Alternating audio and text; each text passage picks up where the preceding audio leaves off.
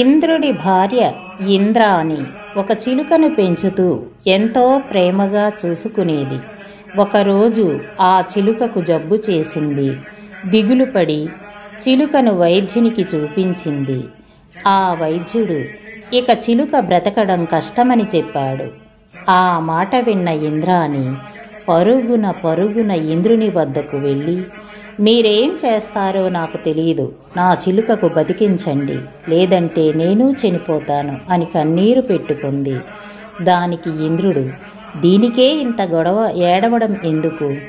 అందరి తలరాతలు వ్రాసేది బ్రహ్మ కదా, నేను వెళ్ళి ప్రార్థిస్తాను, నువ్వేం దిగులు పడకు అని బ్రహ్మ దగ్గరికి ఇంద్రుడు వెళ్ళాడు. ఇంద్రుని ద్వారా విషయం తెలుసుకున్న బ్రహ్మ, నేను తలరాతలు మాత్రమే వ్రాస్తాను, దాన్ని అమలుపరిచేది మహావిష్ణువు, కావున మనం విష్ణువు దగ్గరికి వెళదాం పదా అంటూ బయలుదేరారు. వీరి రాకను గమనించిన విష్ణువు వారిని ఆహ్వానించి విషయం తెలుసుకున్నారు.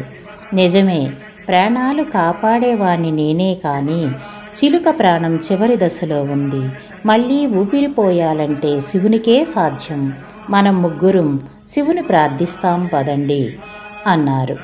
ముగ్గురు శివుని దగ్గరికి వెళ్ళి విషయం చెప్పారు. శివుడు ఇలా అన్నాడు, ఆయుష్ పోసేది నేనే, కానీ ప్రాణం తీసే పని యమధర్మరాజుకు అప్పచెప్పాను, మనం వెళ్ళి యమధర్మరాజును అడుగుదాం పదండి అంటూ అందరూ బయలుదేరారు. ఇంద్ర, బ్రహ్మ, విష్ణువు, శివుడు అందరూ యమలోకానికి రావడం చూసిన యముడు వారిని సాదరంగా ఆహ్వానించి విషయం తెలుసుకున్నాడు.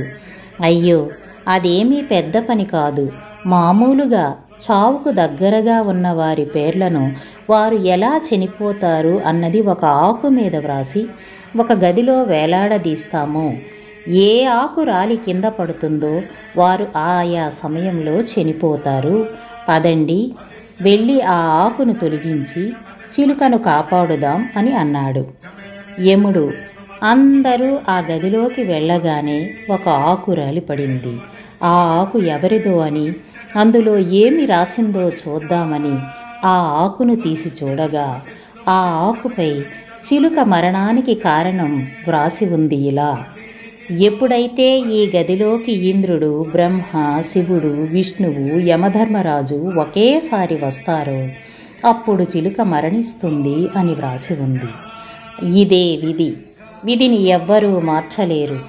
జీవించి ఉన్నప్పుడే ఇతరుల మీద ప్రేమను చూపండి, ద్వేషించకండి, మన సహాయాన్ని ఇతరులకు అందివ్వడాన్ని నేర్చుకుందాం.